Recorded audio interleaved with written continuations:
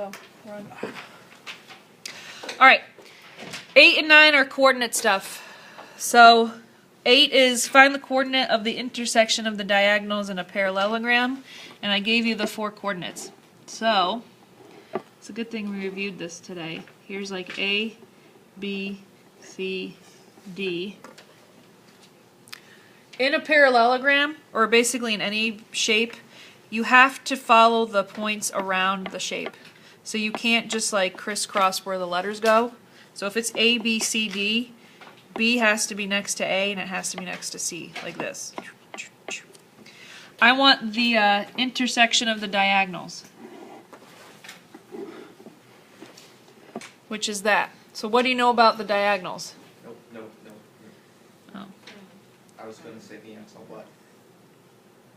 How do you find it? Well, for one, you have to, like... Well, I did, like, a coordinate grid thing. Oh, okay. I don't have a grid. So if you graph it, you can just probably, like, find the point. How do you find it without a graph? How do you find it? The diagonals bisect each other, right? So that's the middle of this diagonal, and it's also the middle of this diagonal. How do you find the middle when you're on the coordinate plane? Midpoint. Okay? So you need to find the midpoint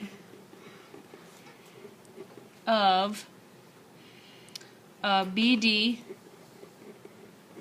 or you could do AC. It doesn't matter because if it's a diagonal, it's the same point. So you can pick. Find the midpoint of BD or find the midpoint of AC. Which one do you want to do? AC. AC? Sure. So AC, DC. A is 1, 0. C is 5, 3. Midpoint, you add the x's, divide by 2. Add the y's, divide by 2. So 1 plus 5 divided by 2. 0 plus 3 divided by 2. What's the midpoint? So what did you get, Austin? I got 3.1.5. Do you guys agree? Okay. 3.1.5 is the midpoint, and you could have done it with ACA as well. All right. Last question for today. This last one, I'm giving you the 3 vertices of a parallelogram. You have to find the 4th. Okay? If you have a graph, this is actually not too bad. You just have to graph the points. So here's W is -1, -3. X is -3, 2. And then Z is 4, -4, which is down here.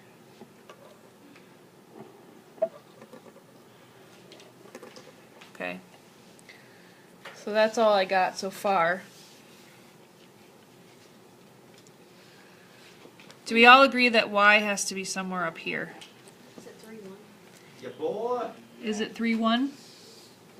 I don't know. Let's count. So whatever boxes it takes to go from X to W, so 1, 2, 3, 4, 5, you have to go down 5 and over 2.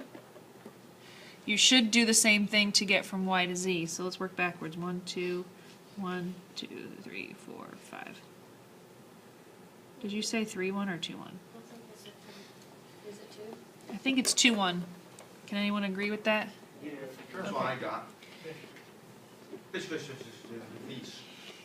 If you don't have a graph, it's kind of hard to do without a visual picture, but you basically have to find the slope of one side and make sure the slope on the other side is the same. Okay? So you have 2 questions on the bottom of this. Go ahead and do those. I'll give you a minute.